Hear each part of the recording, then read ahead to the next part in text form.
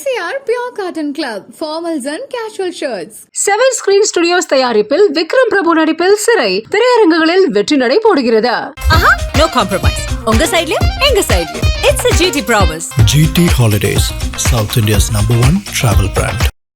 கன்னியாகுமரியோட காங்கிரஸ் பாராளுமன்ற உறுப்பினரான திரு விஜய் வசந்த் அவர்கள் ஒரு பதிவு ஒன்று போட்டிருந்திருக்காரு. இந்த பதிவுல ஜனநாயகம் பராசக்தி படங்களை வெளியிடாம நிறுத்தி வைக்கிறது கண்டனத்துக்குரியதாகும் அப்படிங்கிற மாதிரி அரசியலுக்கு அப்பாற்பட்டு நானும் ஒரு கலைஞன் தான் அப்படிங்கிற முறையில இதுக்கு ஆதரவு குரல் எழுப்பி இருக்கேன் அப்படிங்கிற மாதிரி ஒரு விநியோகஸ்தர் படத்தை நிறுத்தி வைக்கிறதுனால மிகப்பெரிய பாதிப்பு ஏற்படுத்தும் அப்படிங்கிற மாதிரி இப்போது திரைப்படங்கள் வந்த சில நாட்கள்லயே டிவிலேயே பொதுமக்கள் படங்களை பார்த்துட்டு போறாங்க அப்படிங்கிற மாதிரியும் முன்னணி நடிகர்களோட படம் வெளியானாதான் மக்கள் தியேட்டருக்கு போய் பாக்குறாங்க. அதனால நடிகர் விஜயோட படம் வந்தாவே மக்கள் தியேட்டருக்கு போய் பார்க்கத்தான் செய்வாங்க. ஆனா பொங்கல் பண்டிகையொட்டி விடுமுறை நாட்கள் வரும்போது வருவாய் அதிகம் கிடைக்கும் அப்படிங்கறதுனால படத்தோட விநியோகஸ்தர்களுக்கு எந்த பாதிப்பும் ஏற்படாது. சினிமாவை சினிமா மாதிரி பாருங்க, இந்த மாதிரி பண்ணக்கூடாது அப்படிங்கிற மாதிரி கண்டனம் எழுப்பியிருக்காரு. அரசியல் ஆக்க வேண்டாம் அப்படிங்கிற மாதிரி தன்னோட எக்ஸ்போல பக்கத்துல ஒரு பதிவு ஒன்று போட்டிருக்காரு. இருந்துகிட்டே இருந்தது. அதுதான் தவிர நம்ம ஒரு பெரிய ஸ்டார்டம் இதை எதிர்பார்த்து பண்ணல. இப்ப இந்த இதுவே ரெகக்னைஸ் பண்ணியிருக்காங்கன்னா அது நேரில் பெரிய விஷயம் தான் சொல்லுவேன். இப்போ தந்தையோட மறைவுக்கு பிறகு அந்த டைம் பேசினாங்க. ஸோ அந்த குடும்பத்துக்கு தான் நாங்கள் சில விஷயங்கள் பண்ண வேண்டியது இருக்குங்கிற மாதிரி காங்கிரஸ் சில தலைவர்கள் பேசினாங்க. ஸோ எளிமையாக நடந்துருச்சு அவங்களுக்கு இந்த சீட் வந்தது இல்லை அப்படின்னு நம்ம சொல்ல முடியாது. ஏன்னா அதாவது அப்பாவோடைய தொண்டு காங்கிரஸ் கட்சிக்கு பார்த்தீங்கன்னா ஈடு கொடுக்க முடியாத ஒரு தொண்டு. கட்சிக்கு மட்டும் இல்லை, மக்களுக்கும் சரி, சமுதாயத்துக்கும் சரி, அதே மாதிரி வியாபாரிகளுக்கும் சரி. ஸோ அவங்களோட ஜேர்னி ஒரு பெரிய ஜேர்னி. அவங்களுடைய கனவு ஃபுல்ஃபில் ஆனது 2019 ஒரு எம்பி ஆகி அவங்களுடைய அந்த டேர்மை முடிக்க முடியாமல் அவங்க கொரோனானால பாதிக்கப்பட்டு இறந்துட்டாங்க. இதில் என்னென்னா அந்த டைமில் தான் எனக்கு அப்பாவோட கனவுகளை நிஜமாக்கணும். ஏன்னா அது வரைக்கும் இருக்கும்போது நம்ம ஒரு ஃப்ரெண்ட் ரன்னராக இல்லவே இல்லை. நான் அரசியல்னாலும் அப்பா கூட நான் ஈடுபாட்டில் இருந்தேன். நான் ஃபஸ்ட்டு அப்பா மேயர் எலெக்ஷன்லேருந்து கேம்பெயின்ஸ் போயிருக்கேன். அப்போ காலேஜ் ஸ்டூடெண்ட் நான். ஸோ அந்த மாதிரி நம்ம பிஹைண்ட் இதில் அப்பா இப்படி பண்ணலாம்ப்பா அப்படி பண்ணலாம்ப்பான்னு கன்னியாகுமரி வரும்போது நாங்கள் ரொம்ப இன்வால்வாக இருந்தோம். ஃபார் எக்ஸாம்பிள் பார்த்தீங்கன்னா நோவல் டாட்டா அவர்களை பார்த்து டிசிஎஸ் கொண்டு வரணும்னு கேட்டோம். அதே மாதிரி ஒரு ஜப்பான் நிறுவனத்தோட கடல் சீற்றத்தை எப்படி பண்ணலாம்னு பேசினோம். அப்பா முயற்சி எடுத்து ஏர்போர்ட்டே வர ஃபீஸிபிலிட்டி இல்லைன்னு சொல்லும்போது ஒரு எக்ஸ்பர்ட்ஸை கூட்டு அவங்கள டெல்லி கூட்டு போய் வாங்கி எஸ் இஸ் ஃபீஸிபிள்னு சொல்லி ஃபர்ஸ்ட் ஃபேஸ் பண்ணி செகண்ட் ஃபேஸ் ஓகே. ஸோ இந்த மாதிரி ஒரு விஷனோட போயிட்டு இருக்கும்போது திடீர்னு மறைந்த உடனே ஐயோ அது பண்ண வேண்டிய கடமை நம்மளுடைய கடமைன்னு நான் சொல்லுவேன். ஒரு தந்தையை விட்டு போன பணிகளை மகனாக செய்ய வேண்டியது. அது குடும்ப ரீதியாகவும் சரி, வசந்தன் கோவாக இருந்தாலும் சரி, சமூக பணியாக இருந்தாலும் சரி இது எனக்கு செய்ய வேண்டிய கடமைன்னு தான் எடுத்து உங்களுக்கு அந்த கடமையை அதை நம்ம பண்ணணுங்கிற ஒரு ஆசையும் கடமையும் இருக்கு. பட் கட்சிக்குள்ள அதை முழுமையாக ஒத்துக்கிட்டாங்களா? கட்சிக்குள்ள முழுமையாக ஒத்துக்கிட்டாங்கன்னா நான் மறைந்த பின்பு நான் உள்ள வரல. அதுக்கு முன்னாடி பார்த்து ஏஐசிசி மெம்பராக இருந்திருக்கேன், ஆர்ப்பாட்டங்களில் கலந்துருக்கிறேன், நிகழ்ச்சிகளில் கலந்துருக்கேன். ஏன்னா அப்பா ஃப்ரெண்ட் இருந்தாலும் நமக்கு தெரியல. நிறைய பேர் கேட்டாங்க நீங்கள் கட்சியில் என்ன இருந்தீங்க சார், நான் இதில் இருந்தேன் பாருங்க அப்படின்னு ரெஃபரன்ஸ். ஓகே நீ இருந்திருக்கீங்களான்னு ஒரு இது அப்பா மறைவு பின்பு நம்ம தெரிஞ்ச உடனே ஒரு லைம் லைட்டில் வந்த மாதிரி. நடுவில் கார்த்தி சிதம்பரம் அவர்கள் கன்னியாகுமரி தொகுதிக்கு பிரியங்கா காந்திக்கு விருப்ப மனு கொடுத்தாரு இல்லையா? அப்ப எப்படி இருந்துச்சு அது? அப்ப எனக்கு என்ன தோணுச்சுன்னா, ஓகே கட்சிக்குள்ள அதுக்கு முன்னாடியே பேசிட்டு இருந்தாங்க, விஜய் வசந்துக்கு தான் தொகுதி கொடுக்க போறாங்க அப்படின்னு பேசிட்டு இருக்கும்போது இந்த ஒரு நிகழ்வு நடந்தது. கட்சிக்குள்ள அப்போ ஒரு சப்போர்ட் இல்லாம இருக்கும். அப்படி அதாவது அதுக்கு தான் பேர் விருப்ப மனுன்னு வச்சிருக்காங்க. அவங்க விருப்பப்படுறவங்கள இது பண்றதுதான் விருப்ப மனு வச்சிருக்காங்க. ஏன்னா அப்பா போட்டியிடும் போது ராகுல் காந்தி அங்க போட்டியிடும் சொல்லி விருப்ப மனு கொடுத்தவங்களும் இருக்காங்க. ஸோ அதனால அந்த விருப்பத்தை ஒரு அகில இந்த தலைவர் நம்ம தொகுதியில கன்னியாகுமரி காங்கிரஸோட கோட்டையாக இருந்த ஒரு காமராஜர், குமரி இழந்தன் இவங்கெல்லாம் வெற்றி பெற்ற ஒரு டென்னிஸ் எல்லாருமே வெற்றி பெற்று ஒரு காங்கிரஸோட இதாக இருந்தனால அந்த ஒரு பலம் இருக்கிறதுனால பண்ணா நல்லா இருக்கும். ஒரு இப்போ சீட் கொடுத்தாச்சு, எந்த அளவுக்கு நம்பிக்கையா இருக்கீங்க? ரொம்ப நம்பிக்கையா இருக்கு. மக்கள் என்ன ரெஸ்பான்ஸ் சொல்றாங்க? மக்கள் ரெஸ்பான்ஸ் ரொம்ப நல்லா இருக்கு, ரொம்ப நல்லா இருக்கு. அதே மாதிரி என்னன்னா ஆதரவும், அதாவது முதற்கண் கட்சியோடைய ஸ்ட்ரென்த்தும் எங்களுடைய கூட்டணியோடைய பலமும், அதுபோல் அப்பா விட்டு சென்ற பணிகளும், அதுபோல் ராகுல் காந்தி அவர்களுடைய வருகை அந்த கரெக்டாக அந்த மார்ச் 1 வந்தது ஒரு பெரிய எழுச்சியை கொடுத்தது.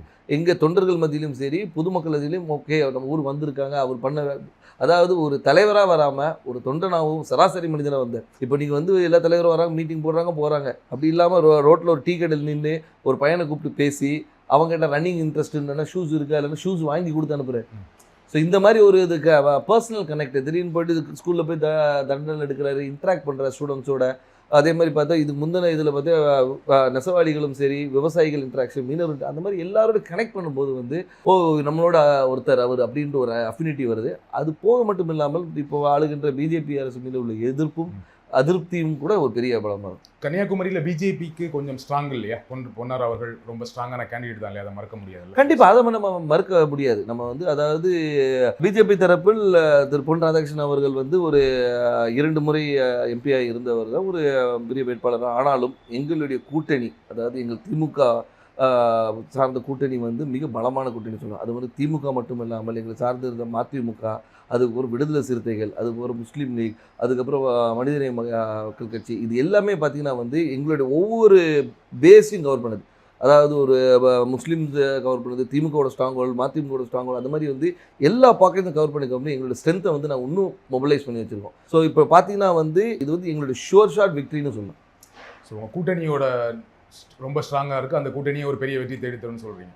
கண்டிப்பாக. திரு வசந்தகுமார் அவர்களுக்கு கன்னியாகுமரி தொகுதி மக்கள் வாக்களித்தாங்க.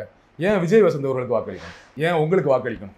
அதான் வசந்தகுமார் அவர்களுக்கு வாக்களித்தனால விஜய் வசந்துக்கு வாக்களிக்கணும்னு நான் சொல்ல வரல. ஆனால் ஒரு காங்கிரஸ் வேட்பாளராகவும் அதே மட்டுமல்ல வசந்தகுமார் அவர்கள் வந்து இந்த மக்களுக்கும் கன்னியாகுமரி மக்களுக்கும் பல துண்டுகளை செஞ்சுருக்காங்க. அது விட்டு போன பணிகளை வந்து அவர் மகன் செய்வார் என்ற ஒரு நம்பிக்கை அவங்களுக்கு இருக்குது. அது மட்டும் இல்லாமல் வந்து நான் வந்து ஒரு வாரிசாக வந்து நேராக போயிட்டு வந்து நான் நேராக டெல்லியில் இங்கேயும் போய் வரல.